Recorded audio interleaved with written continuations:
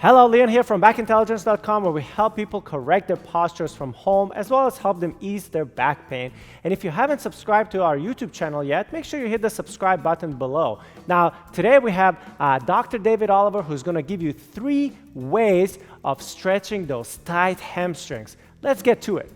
Hey everybody, Dr. Oliver here. Today we're going to talk about your hamstrings. Hamstrings have to be one of the most common muscles people tell me in my office that are tight on them all the time. Now, the question is, are they really tight and short, or are they protective? And I'll talk to you about that in a minute. But basically, your hamstrings are big muscles that attach to the bottom of your pelvis. They attach to your ischial tuberosities, your sits bones, people call them. They go all the way down and attach just below your knee to your tibia. So these muscles can be felt as being tight, and they're actually short, or they can be felt as being tight and they're just turned on too much. If you look at someone from the side, so if you go up to a mirror and you look at your pelvis and your belt line, basically, you want to see where it is. So if someone's anterior tilted, you're going to see them tilted forward like that. Again, that's going to pull up their ischial tuberosity, which is going to make their hamstring feel a lot tighter than it is. And so this is an abnormal tension, but it's a postural distortion that's causing it because of that anterior tilt. Some people are posterior tilted where they're really rounded in their back. These people, if they have tension in their hamstrings, yes, stretching that would help, but if you're anterior tilted, it's really not going to help. If anything, it can make the problem worse. I have patients that come in my office all the time and tell me my hamstrings are really tight. And I say, what do you do? And they say, well, I stretch them. And they tell me they've been stretching them for weeks, months, even years. And I ask them, does it get better? They say no. I say, well, then that's probably not the issue. So those people are going to be more geared towards self-myofascial release, which we'll talk about in a little bit. That's more like self-massage as opposed to stretching. Now, other people, like we talked about, maybe have a neutral pelvis or a flatter pelvis or posterior tilted pelvis. Those people might actually have shortness and tension in their hamstrings that responds well to stretching. So you may not know if your hamstrings are really, truly short and tight or if it's a neurological tension. That's okay. So I'm going to have you try all these things. Basically, the way you're going to determine if it's working or not is if it works. So if after doing a couple weeks of the actual stretching, it's not getting better, then it's not helping you. Just like the patients I talked to you about. So those people are going to be more geared towards self-myofascial release, whether it's with a foam roller or a ball. You want to get in there and loosen it up by massage. Whereas if it is tight, you're going to get some response over that time. So now people stretch their hamstrings all the time. Probably the most common way is just toe touch, right? So you see people bend down, try to touch their toes. And if I do this, I feel a good stretch in my hamstrings, no question. But the real problem is what I'm doing in my low back. A lot of that stretch is coming from in here. So we're getting a good stretch into the hamstrings, but we're really putting too much pressure in the low back and it's not worth it. So it's actually better if you can maintain a neutral lumbar spine so your low back doesn't bend and then you bend through your pelvis or your hips. So we're going to first start out with just foam rolling. So this is a safe one for anybody, whether it's abnormal neurological tension or it's a short hamstring, you could do this no issue. So we'll start out with the foam rolling. Again, it's just a self-massage. You're using a roller to try to loosen up the tissue by massaging it, and you'll get a neurological relaxation out of it. And then we'll move into the stretches. Again, we'll have a standing stretch, we'll have a lying down stretch to see if those are more effective for you.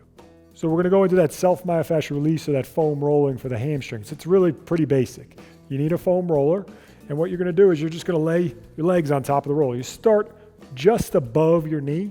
You don't really want to roll over right on the back side of your knee here. You want to stay out of that fossa there. You want to start kind of an inch or two above that, and then you're going to work your way up. So basically, you're just going to support yourself with your hands. You're going to lift your butt off the ground, and then you're just going to roll. Hamstrings are big muscles, so don't try to roll the whole thing all at once. Just try to break it into a couple segments. So maybe do the bottom half for about 30 seconds to a minute, and then do the top half. So after you do that, you can move it up maybe a little bit and do it here.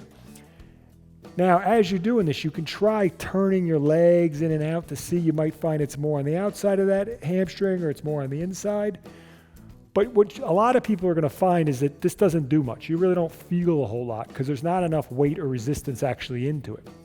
So trick for that is to take one leg and actually put it on top of the other leg. And so this leg is pushing down into the bottom leg. So now I'm adding a lot more resistance because I'm pushing into it.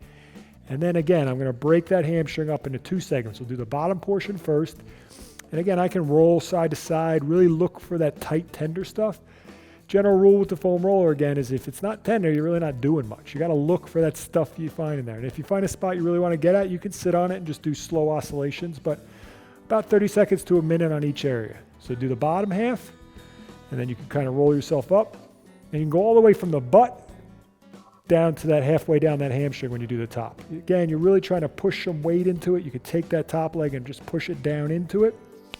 Some people find it more comfortable to have the leg braced in here and just kind of drive in with it that way. Whatever you find most comfortable and gets at those muscles the best, that's what you want to do.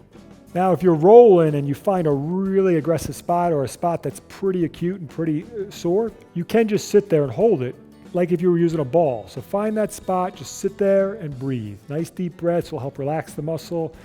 Up to a minute you can do this. Ideally, it'll release before that. So if after 15, 20 seconds it feels better, then move on. Maybe look for another spot.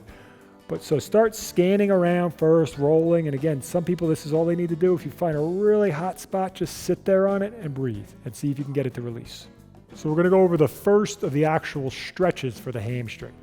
So we're going to do this one standing. Again, you're going to use either a bench or a chair, anything that you can get your foot up on, an ottoman, a couch, anything you can get your foot elevated up on. You're going to put that foot on the heel on the bench. Now, a lot of people will do this type of stretch and they'll just round out through their low back. Again, we talked about that. We don't want to be rounding through our low back. So what you're going to do is you're going to take your pelvis here and you're going to slightly tilt it anterior. What that's going to do by slightly tilting anterior is actually going to put a stretch on. So I'm going to put my foot up. I'm slightly going to tilt my pelvis forward. Automatically, I already feel it stretching. I don't even have to do much more than that. But if I want to, I can hold that and then start to hinge forward at my hip, and it really starts to set in there. So you're going to feel a pretty aggressive stretch. You go as far as you can, again, without rounding, keeping your back nice and neutral and flat, and you're just moving through your pelvis. Go as far as you feel comfortable. Now, a lot of people are just going to feel most of it at the back of the knee here. If you want to accentuate or try to get into the middle of the hamstring, into the belly, what you can do is slightly bend this knee. That's going to take some tension off the bottom portion. Again, you're on the pelvis here and you're really going to aggressively anterior tilt the pelvis. Make sure you're not doing your back. Now when I do this, I feel a lot more in the belly of the muscle. So you're going to find out where your tension is held.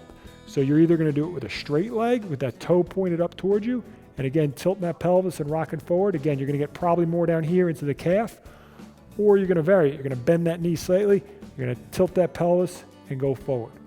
Again, we want to feel the stretch here. We're not stretching through our back. With these types of stretches, these are big muscles. So you're going to stretch them for a good 30 seconds at a time. Again, it shouldn't be abnormally painful. And what we want to see over days and weeks is that you are improving that range of motion. If you're not seeing that, then it might not be a good one for you. But just try to work through it. You always do both sides, again, 30 seconds at a time. You can do this a couple times a day. So you want that leg elevated up for this one, on a bench, a chair, anything you have, and work on that stretch.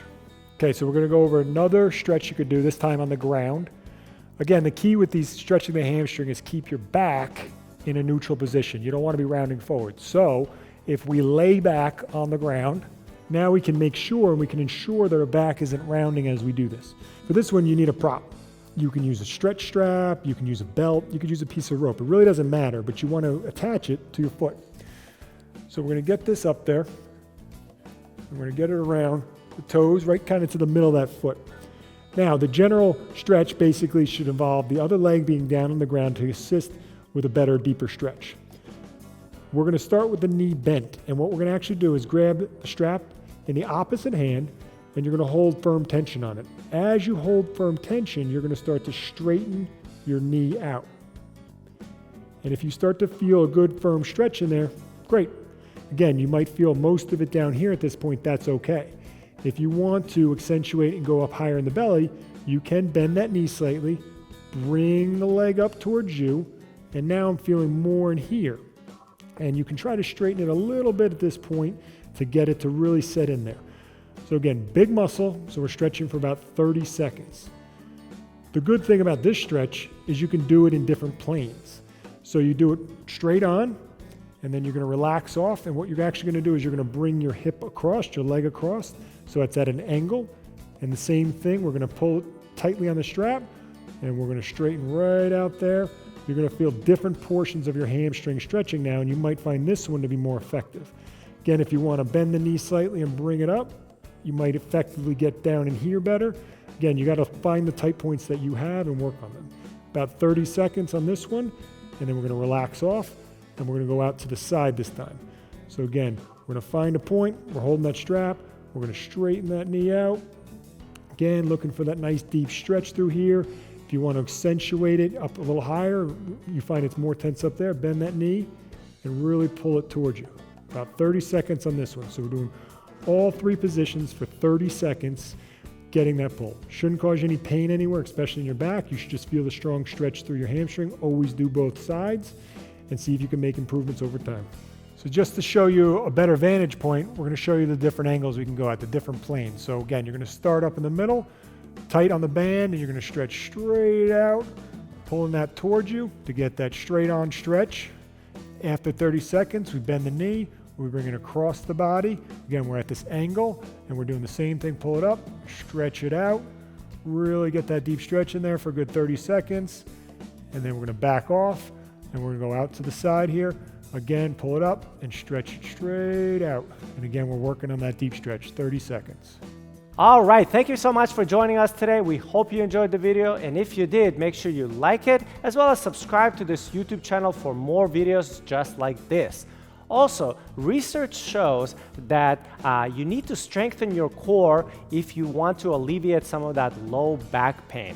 And not only that, but you need to make sure that the exercises that you perform really target those deep core muscles, and you need to make sure those exercises are safe for your spine. Now, we have a free PDF that we'd love to send you with some of the most effective and safest core exercises that you can do from your home. So if you'd like to get that PDF, there's going to be a link to it somewhere here on the video or down below in the description. Just go to that page, enter your email, and we'll send you that free PDF right away.